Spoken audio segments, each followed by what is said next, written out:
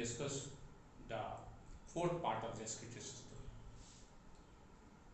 आज हम लोग excretory system के चौथे हिस्से की बात करेंगे।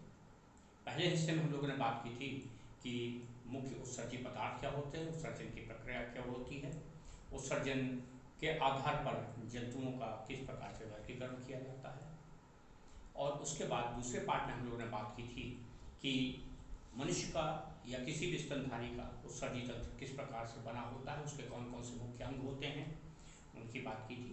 तीसरे पार्ट में हम लोगों ने बात की थी कि उत्सर्जन की प्रक्रिया क्या होती है, उसकी जो फिजियोलॉजी होती है वो किस प्रकार से होती है, किस प्रकार से एक्सक्रीटरी मटेरियल बॉडी से बाहर निकाले जाते हैं, उनके जो स्टेप्स होते हैं, अल्ट्राफिल्ट्रेशन, सेलेक्टिव रीअब्सॉर्प्शन, सेक्रीशन वगैरह वगैरह। और उसके बाद फोर्थ पार्ट जो है that deals with the process of excretion. चौथा पार्ट जो है ये बायोकेमिस्ट्री ऑफ एक्सक्रीशन से संबंधित है। यानी आज जो हम लोग बात करेंगे बायोकेमिस्ट्री ऑफ एक्सक्रीशन की बात करेंगे, यानी कि उत्सर्जित पदार्थों का निर्माण शरीर में किस प्रकार से होता है और किन अंगों में उनका निर्माण होता है और किस प्रकार से शरीर से बाहर निकाले जाते हैं।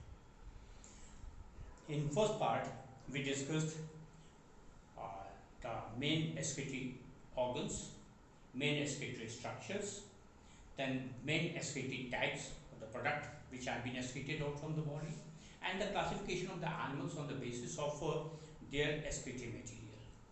In second part we discussed that what is the structure of the excretory system in the human beings, especially with the reference to the mammals, and man, especially the man. Man, there is a pair of kidney, etc., etc. And then in third part we discussed physiology of excretion. Third part में हम लोगों ने बात की कि physiology of excretion क्या होती है, how the process of excretion takes place. That excretion में ultrafiltration हुआ, selective reabsorption हुआ, secretion हुआ, and then urine is being passed out. वो हम लोगों ने third part में discuss किया था। आज जो हम लोग discuss करेंगे, this is the last part of the excretion, and that deals with the biochemistry of the excretion, that how the excretory materials are being formed in the body and how these chemicals which are formed then later on they are being excreted out, but initially what is the mechanism of the formation of the excretory materials. As we know that the carbon dioxide, which is the major excretory material which is being formed by the metabolism of the carbohydrate, it is being passed out through the lungs. Some of the carbon dioxide is also passed out through the skin along with the sweat material, and second जो excretory material है, that is the main excretory material, which is actually formed by the nitrogenous waste, because when we take the protein in the body, then the proteins are finally digested in the form of the amino acids, and our body is capable of retaining only the optimum quantity of the amino acids. Beyond that capacity, the extra quantity of the amino acid is being transformed in other forms because it cannot be stored as such.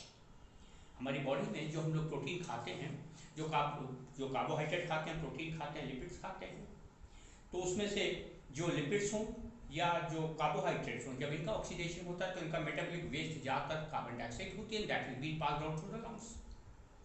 But जब natural waste यानी ammonium derivatives का यानी protein का जब metabolism होता है तो उसमें जो फाइनली डाइजेस्टेड मटेरियल बनता है, that is the amino acid, and amino acid after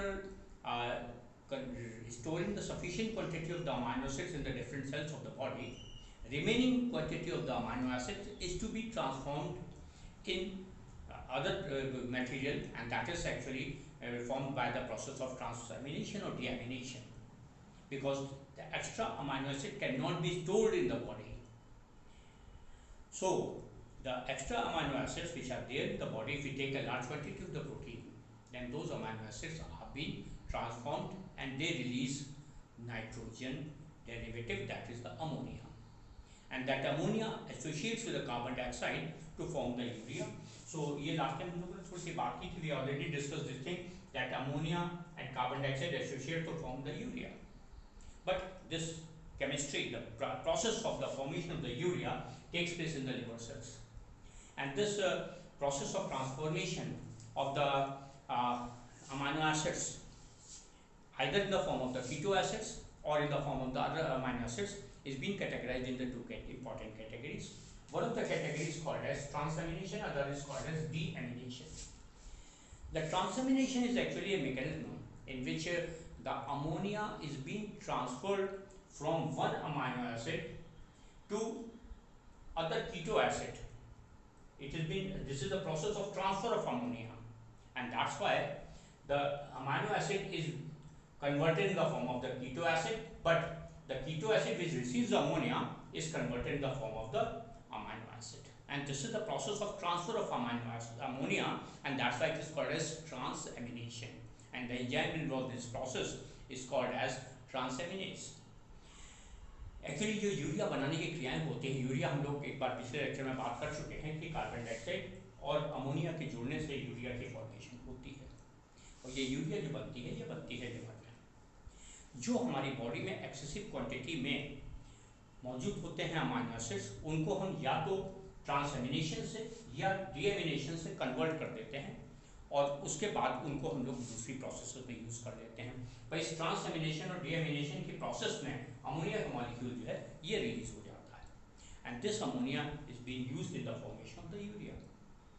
तो ये जो अमोनिया रिलीज हुई है, इसमें एक्चुअली होता क्या है कि जो अमोनिया के जो कंट्रोल जो अमाइनो एसिड्स जो होते हैं, इन अमाइनो एसिड्स को अमाइनो एसिड जैसा कि अगर आपको थोड़ा सा केमिस्ट्रिक आइडिया हो तो अमाइनो एसिड में किसी कीटो एसिड में अगर अमोनिया जोड़ दी जाए तो उससे जो केमिकल बनता है ये अमीनो एसिड होता है, जिसमें आर जो है इट में be anything, any organic aliphatic material और एरोमेटिक मटेरियल। तो ये डिफरेंट टाइप के अमीनो एसिड्स हो सकते हैं, और इनमें एक कार्बोक्सिल ग्रुप होगा, एक जो है वो कोई ऑर्गेनिक ग्रुप होगा, that will may be aliphatic और aromatic group, and then there may be a molecule of the ammonia. ये जो कंपोजिशन है this is called as amino acid. ये अमीनो एसिड जो है अगर हम इसके अमोनिया ट्रांसफर कर दें दूसरे कीटो एसिड को यानी ऑर्गेनिक एसिड को ट्रांसफर कर दें, तो उस कंडीशन में ये जो कीटो एसिड है जब ये अमोनिया रिसीव करेगा तो ये प्रोसेस होगी क्या, transfer of amino group, and that's why this process is called as transamination. और इस प्रोसेस में एंजाइम जो इन्वॉल्व होता है दैट इज ट्रांसएमिनेज। तो ट्रांसएमिनेज एंजाइम की हेल्प से हम लोग करते क्या है कि अमाइनो ग्रुप को ट्रांसफर कर देते हैं, और इन अमाइनो एसिड से अमोनिया को अमाइनो ग्रुप को ले करके उसको हम दे देते हैं कीटो ग्रुप को, कीटो एसिड को, और ये कीटो एसिड अमाइनो ग्रुप को रिसीव करके कन्वर्ट हो जाता है खुद अमाइनो एसिड में, यानी इसकी अमोनिया इनको मिल गई और ये बन गए अमाइनो एसिड, और ये जो है इन्होंने अपनी अमोनिया जो डोनेट कर दी तो ये खुद बन गए कीटो एसिड। तो ये जो प्रोसेस हुई this is the process of the transfer of ammonia, and that's why it is called as transamination, transfer of amino group. तो ये ट्रांसएमिनेशन की प्रोसेस हुई। एक प्रोसेस इसमें और होती है जिसमें कि हम लोग करते क्या है कि अगर हम अमाइनो ग्रुप से अमोनिया को निकाल दें तो जो सबस्ट्रेट बचेगा वो कीटो एसिड बचेगा, यानी हमने अमोनिया को जब निकाला तो ये अमोनिया निकालने के बाद जो सबस्ट्रेट बचा वो बचा कीटो एसिड। ये अमोनिया जो अमाइनो एसिड जो था, इस अमाइनो एसिड ने अपनी अमोनिया रिलीज कर दी और ये खुद कीटो एसिड में कन्वर्ट हो गया, and this is the process of removal of the ammonia, and that's why it is called as deamination.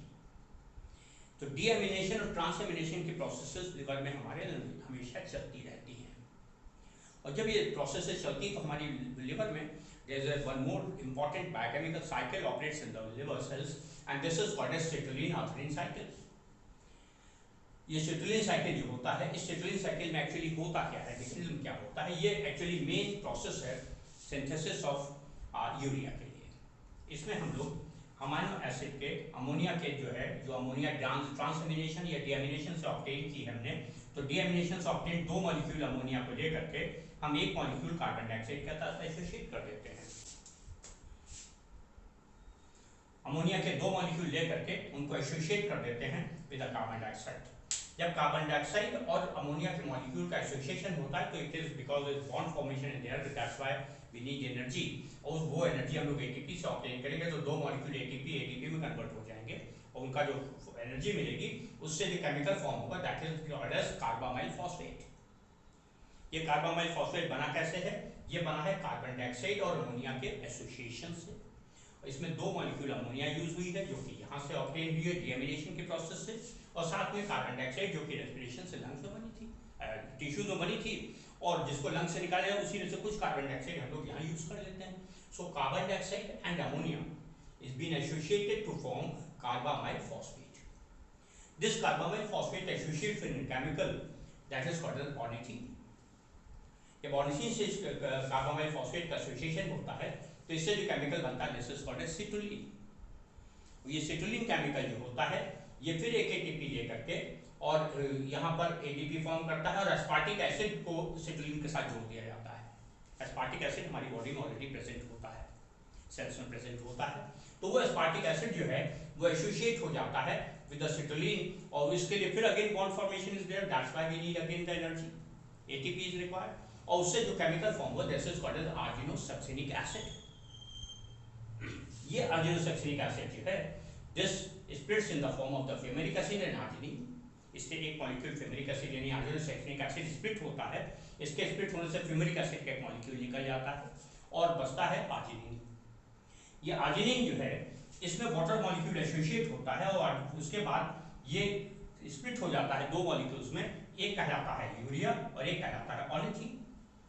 तो इस तरीके से आर्जिनिन की स्प्लिटिंग होने के बाद यूरिया अलग हो जाती है, ऑर्निथीन अलग हो जाता है and this is called as ornithine citrulline cycle, and this finally this is the waste material, the final fate material which is called as urea. So when we talk about the biochemistry of the excretion, this process mainly takes place in the part of the liver where the synthesis of the urea takes place, and this urea is being formed by association of the two molecules of the ammonia with the one molecule of the carbon dioxide forming the end product that is a carbamyl phosphate. This carbamyl phosphate associates with the ornithine and this ornithine is converted in the form of the citrulline. After ornithine, after association with the carbamyl phosphate, this ornithine is converted in the form of the citrulline. When these both of these chemicals associate together, they form the chemical which is called as citrulline. This citrulline is associated with the aspartic acid. And when this associates with the aspartic acid, it forms the arginosuccinic acid. Aspartic acid is always there in the cells. It is also a type of the keto acid formed by the different metabolic reactions. So this aspartic acid is when associated with citrulline, it forms arginosuccinic acid. This arginosuccinic acid splits in the form of the fumaric acid and the arginine. Fumaric acid is again used in the biochemical reactions of the body at different levels. We know in the Krebs cycle there are certain chemicals where these chemicals are being used, and so that's why there is a complex network of the biochemical reactions in the body, and that's why most of the keto acids or the amino acids or the process of end products formed by the process of transamination, deamination are always available there in the cell. कोशिका में हमेशा हजारों जैव रासायनिक क्रियाएं चला करती हैं और जैव रासायनिक क्रियाओं के दौरान ट्रांसएमिनेशन, डीएमिनेशन, ऑक्सीडेशन वगैरह वगैरह की प्रोसेसेस से बहुत सारे केमिकल्स बायोकेमिकल बाय प्रोडक्ट के फॉर्म में अवेलेबल रहते हैं। तो ये केमिकल कहाँ से आए इसके लिए इसलिए परेशान होने की जरूरत नहीं है कि aspartic is also formed in the biochemical reaction. Fumaric acid is also used in the biological reactions. So these chemicals are already there in the cell. So when the aspartic acid associated with the citrulline, it forms the arginosuccinic acid, and arginosuccinic acid splits in the form of the fumaric acid and arginine. This arginine, which is being formed, now when it receives a molecule of the water from the cell, the cytoplasm, the sufficient quantity of the water is in the cytoplasm, so arginine is associated with the water molecule, releasing a molecule of the urea and a molecule of the ornithine. जब ये arginine जो है इसको ये water molecule इसमें associate होता है, जुड़ता है जाकर के, तो उसकी वजह से एक यूरिया का मॉलिक्यूल टूट के अलग हो जाता है और साथ ही साथ ऑर्निथीन का मॉलिक्यूल सिंथेसाइज होता है, and this ornithine is again available to associate with the carbamyl phosphate to form the citrulline. Like this biochemical reaction, arginine citrulline cycle goes on throughout the life in the living organism. जब तक कोई जंतु जीवित है, जब तक उसमें जैव रासायनिक क्रियाएं चल रही हैं, ये रिएक्शन चलता रहेगा और ये लगातार कार्बामाइल फॉस्फेट बनता रहेगा क्योंकि there is a sufficient quantity of the ammonia and the carbon dioxide which will form the carbamyl phosphate. This carbamyl phosphate will associate with ornithine to form citrulline. This citrulline will associate with the aspartic acid to form arginosuccinic acid.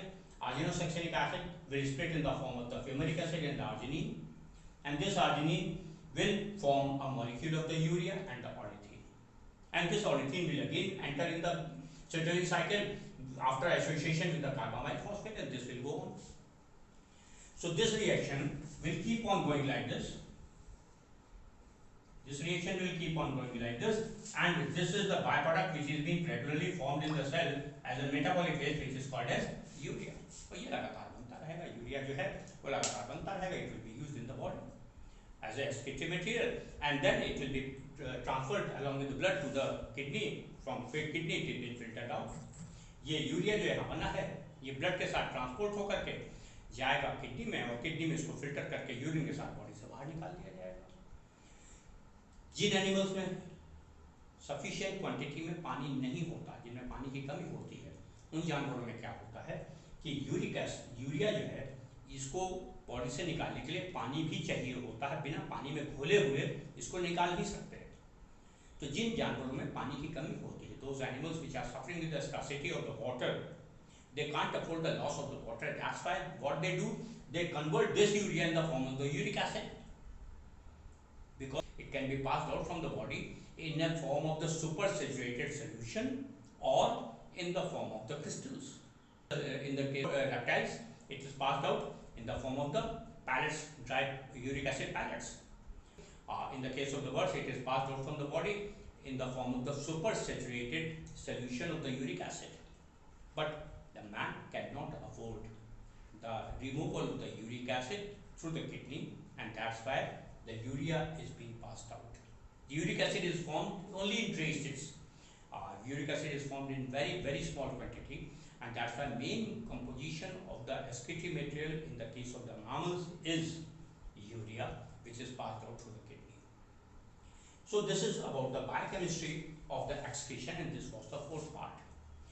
Then the material, we already discussed this thing, that the material which is passed out from the body along with the urea is called as urine, and this quantity of the urine varies according to the weather, according to the biochemical reaction, according to the physiology of the individual, but average we can say that about 1500 cc of the urine is being formed every day. But this may range from 500 cc to 2000 cc in different individuals. अलग अलग लोगों में जो उत्सर्जी क्रियाएं होती हैं, उनमें जो उत्सर्जन का मुख्य उपापचयी पदार्थ बना है, that is actually the urine, which is urea, and urea is being passed out in the form of the solution in the form of the urine from the body. जो यूरिया शरीर में बनती है, इसको हम लोग यूरिन के रूप में शरीर से बाहर निकालते हैं. ये यूरिन की मात्रा जो होती है, ये वातावरण के अनुसार, तापक्रम के अनुसार, आपेक्षिक आर्द्रता के अनुसार, या शरीर की जैव रासायनिक क्रियाओं की दर के अनुसार बदलती रहती है, पर सामान्यतः हम लोग कहते हैं 1500 सीसी यूरिन प्रतिदिन लगभग बनता है. पर इस यूरिन की मात्रा डिफरेंट कंडीशंस में, different climatic condition, different physiological conditions में 500 सीसी से लेकर के 2000 सीसी के बीच हो सकती है. यूरिन जो होता है, इसकी पीएच जो होती है नॉर्मली होनी चाहिए 6.2 से 6.5 के बीच में, मगर ये पीएच भी डिफरेंट फिजियोलॉजिकल कंडीशंस में डिफरेंट, जैसे आफ्टर मील्स कंडीशन अलग होगी, आफ्टर एक्सरसाइज कंडीशन अलग होगी. अगर कोई आदमी एक्सरसाइज करके आया है तो उसके बाद उसके यूरिन का पीएच बढ़ जाएगा, एसिडिक हो जाएगा. पर अगर कोई आदमी खाना खा के आया तो उसके बाद उसकी यूरिन का जो पीएच है वो स्लाइटली अल्कलाइन हो जाएगा, क्योंकि एक मैकेनिज्म होता है एक्सक्रीशन के दौरान जिसकी वजह से बॉडी में अल्कलाइन बॉडीज का नंबर बढ़ता है, उसे हम अल्कलाइन थ्रेशोल्ड कहते हैं. तो उस समय अल्कलाइनिटी बढ़ेगी, तो ये पीएच जो होती है ये रेंज करती है from 6 to 7.5. But the average pH in the case of the human beings is considered to about 6.2 to 6.5. This is the average pH of the urine. The specific gravity of the urine is about 1.003 to 1.005. And it is slightly hyper density, you can say that density is slightly lower, more than that of the water. Water से हल्की सी ज़्यादा होती है, और इसीलिए water की हम लोग मानते हैं कि डेंसिटी 1 होती है. तो यहाँ पर हम लोग कहते हैं यूरिन की जो डेंसिटी होती है, ये सामान्य यूरिन की बात हो रही है, क्योंकि अगर कोई आदमी डायबिटीज़ मेलिटस का पेशेंट है तो उस केस में क्या होगा, ब्लड, चूँकि यूरिन में पॉसिबिलिटी है शुगर आ रही होगी, तो उसमें उस कंडीशन में डेंसिटी बढ़ जाएगी. तो ये अलग अलग फिजियोलॉजिकल कंडीशन में, बट जब हम लोग यहाँ बात करते हैं दैट इज नॉर्मल कंडीशन. तो नॉर्मल कंडीशन में जो यूरिन की डेंसिटी होगी ये होगी 1.003 to 1.005। ये नॉर्मल डेंसिटी ऑफ यूरिन होती है। यूरिन में इनऑर्गेनिक सब्सटेंस भी बहुत सारे होते हैं, ऑर्गेनिक सब्सटेंस भी होते हैं। इनऑर्गेनिक सल्फेट्स होते हैं, क्लोराइड्स होते हैं, सोडियम होते हैं, पोटेशियम होते हैं। ये बॉडी की रिक्वायरमेंट के अकॉर्डिंग कितना स्ट्रीट होना है, कितना रिटेन करना है, कितना डाइट में गया था, कितना फालतू था, उसके हिसाब से वैरी करते रहते हैं। और ऑर्गेनिक सब्सटेंसेस में इसमें यूरिया होती है, इसमें यूरिक एसिड के ट्रेसेस होते हैं, इसमें क्रिएटिनिन होती है, क्रिएटिनिन होती है, इसमें स्लाइटली ट्रेसेस में एल्ब्यूमिन भी हो सकती है। पर एल्ब्यूमिन जो है वो यूजुअली पैथोलॉजिकल कंडीशंस में होता है, किडनी में कोई डिसऑर्डर, नॉर्मल केस में यूरिन में एल्ब्यूमिन नहीं होना चाहिए। और इसके अलावा इसमें जो है कभी कभी अगर हाइपर बॉडी में पानी की कमी है तो क्रिस्टल्स भी हो सकते हैं यूरिन में। वो क्रिस्टल्स यूरेट के हो सकते हैं, वो क्रिस्टल ऑक्सीलेट के हो सकते हैं, वो क्रिस्टल फॉस्फेट के हो सकते हैं। और वैसे क्रिस्टल्स के अलावा जो लाइनिंग होती है यूरेटर की और यूरिनरी ब्लैडर की, ये स्लाइटली कास्ट ऑफ होती रहती है, टूट के निकलती रहती है। जैसे हमारे बकल कैविटी के अंदर की लाइनिंग निकलती रहती है दिन भर, in the same way the lining of the bladder and the ureter is also casted off in traces. So that's why there may be few epithelial cells. The number of the epithelial cells is more, or if there is some condition of the pathology, it means there is some sort of infection is there in the tract. In that very condition, there may be pus cells also. But in normal condition, there may be cell epithelioid cells. Few epithelioid cells, or few cells of the bladder, casting of the urinary bladder and the urethra. This is all about the excretory system. तो आज हम लोगों ने जो बात की वो excretory system के बारे में बात की। excretory system का लास्ट पोर्शन था, यानी कि हम लोग ऑलरेडी 4 पोर्शन में 4 पार्टों में पूरी बात हम लोगों ने करी है। इनमें से फर्स्ट पार्ट जो था, this was with the excretory, what is excretion, what are the major excretory organ, what are the excretory products, what are the type of the organism on the basis of excretion. Then in the second part we discussed the excretory system of the human beings. In third part we discussed the physiology of the excretory system, and now this is the last part in which we discussed the biochemistry of the excretion. What is the mechanism of synthesis of metabolic waste or the urea in the body. किस प्रकार से शरीर में उत्सर्जी पदार्थ का निर्माण होता है, वो यूरिया जो बनी है, ये यूरिया किस प्रकार से बनी है, इस प्रोसेस को, ये केमिकल प्रोसेस है इसलिए इसको कहते हैं हम लोग बायोकेमिकल प्रोसेस, और this entire process is called biochemistry of the excretion. क्योंकि इसमें केमिकल्स इन्वॉल्व हैं, ऑर्गेनिक केमिकल्स हैं, बायोकेमिकल रिएक्शंस हैं, इसीलिए हम इसको कहते हैं बायोकेमिस्ट्री। तो ये है बायोकेमिस्ट्री का पार्ट। तो ये आज हम लोगों ने कंप्लीट किया एक्सक्रीशन, और नेक्स्ट टाइम पे हम लोग फिर किसी नए टॉपिक के साथ